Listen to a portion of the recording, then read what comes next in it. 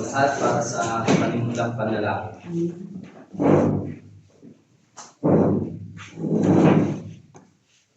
Ama naming makapangyarihan at mapagmahal, tinipon mo kami sa ngalan ng iyong anak na si Jesus.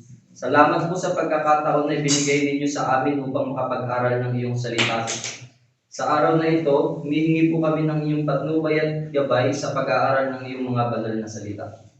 Lord, maraming salamat po sa panibagong umaga at panibagong pag-asa sa aming buhay. Muli mo kaming pagpalain at ingatan sa araw na ito. Biyayaan niyo po kami ng siksik, liglig at umaapaw. Layo mo po kami sa kapahamakan at pagtibayin niyo po lalo ang aming mga puso at kalooban. Sa simula ng bagong araw na ito, dinadalangin po namin ang iyong banal na kalooban ay mangyari. Hinihiling po namin na kami ay patnubayan sa anumang maaaring mangyari sa araw na ito at tulungan mo po kami, Panginoon, na harapin ang anumang mga pagsubok ng may tapang at lakas. Panginoon, ang lahat po ng ito ay aming hiling at dalangin sa iyong matamis at pagmamahal ng pangalan. Amen. Amen.